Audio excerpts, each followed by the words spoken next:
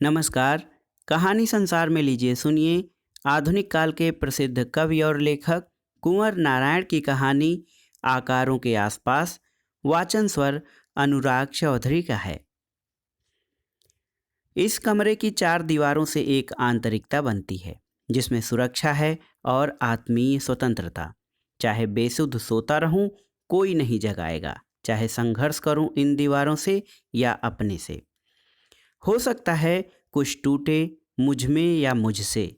दोनों ही दशाओं में जो मिलेगा वह अपनी एक नई पहचान हो सकती है या नया अवसर कि अपने को कहीं से शुरू करके कहीं भी समाप्त कर दूं। इस तरह भी जी सकता हूं कि बहुत सी ऐसी चीज़ों को मुझे आजमाने का मौका ही न मिले जिनसे मैं सहमत नहीं। अपने को धोखा दे सकता हूं इस तरह कि बाहर कहीं ईश्वर की मृत्यु हो जाए, न सूरज चमके, न चांद, न तारे, और यह जन्म सिद्ध दुनिया केवल झूठ लगे। हवा शायद धीरे धीरे धीरे किवाड़ खटखटाती है। उदासी में यह बाधा सुखद है। मैं उठकर दरवाज़ा खोल देता हूँ।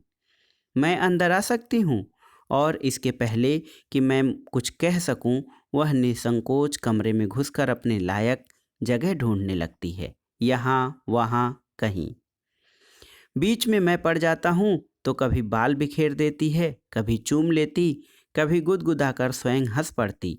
ढीठ और निर्लज्ज। अपनी उदासी से कहो थोड़ी जगह और दे तो उसको भी अंदर बुला लूं। वह खिड़की की ओर इशारा करती है।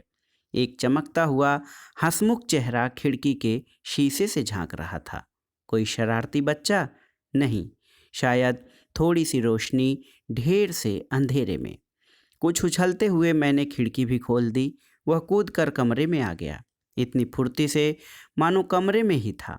कुछ सोचकर वह ठिठक गया। उसके आने से मैंने कोई उत्साह क्यों नहीं दिखाया। उसका आना कोई नई बात भले ही न रही हो, खुशी की बात तो थी ही। वह शायद कमरे की हर चीज़ से खेलना चाहता था और मेरी ओर से उस मौन अनुमति को चाह रहा था जिसे बच्चे अपना अधिकार समझते हैं। मुझे कुछ कहना नहीं था, केवल उसके लड़कपन के सामने अपने को उन्मुक्त छोड़ देना था। लेकिन आज मुझसे इतना भी न हुआ, और मैं जो उसकी जिद के आगे मजबूर हो जाया करता था, पत्थर बना बैठा रहा। मैंने उसे न दुत्कारा न उसका स्वागत किया। केवल उस खुशी के प्रति जो वह लाया था इस तरह पेश आया मानो उसका कोई महत्व नहीं, क्योंकि वह रोज की चीज़ है। वह रोशनी जो सारे कमरे में मचलने के लिए आतुर थी, जिद करने लगी। मैंने उठकर खिड़की बंद कर दी और अनुभव किया कि मुझ में ही कुछ अपमानित हुआ।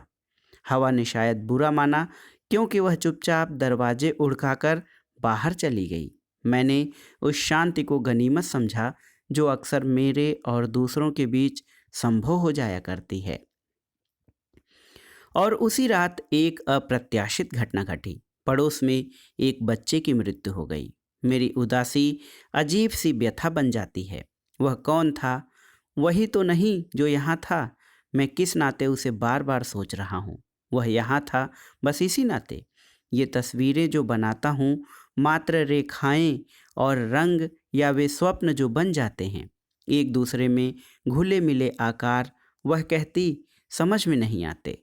मैं कहता ये चित्र हवा और रोशनी के हैं और उसी तरह हैं जैसे आत्मा होती है, पर समझ में नहीं आती। होने को मानना पड़ता है समझने से पहले। यही तो उस बच्चे की जिद थी जो न जाने क्यों आज मेरी उदासी का आदर कर गया। वह जो मेरे चित्रों को देखकर खुश होता था और उन्हें गैर जरूरी नहीं समझता था। इन दीवारों में एक आश्वासन है, क्योंकि ये मेरी अपेक्षा बदलती नहीं।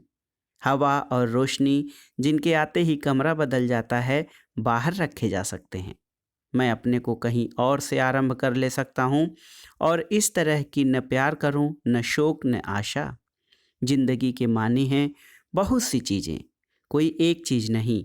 और तभी ऐसा लगा कि कमरे की चीज़ों ने मिलकर मेरे सामने एक ऐसी ज़िंदगी रखी जिसमें न अच्छाई थी न बुराई, क्योंकि उसमें न ज़रूरतें थीं न कर्तव्य।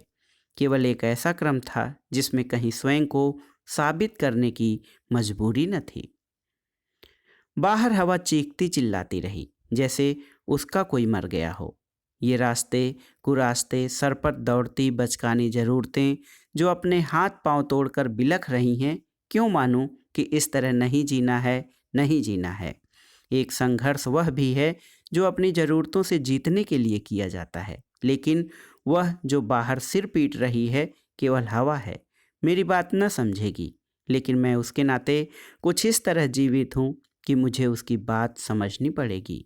मैं चुपचाप किवाड़ खोल देता हूँ और उस आदिम जंगली तूफान को सीने से चिपका लेता हूँ। तो दोस्तों, ये थी कुंवर नारायण की आत्मकथात्मक शैली में लिखी गई कहानी आकारों के आसपास। ये छोटी सी कहानी थी। कहानी आपको कैसी लगी हमें कमेंट बॉक्स में ज़रूर बताइएगा। कहानी सुनने के लिए धन्यवाद दोस्तों। नमस्कार।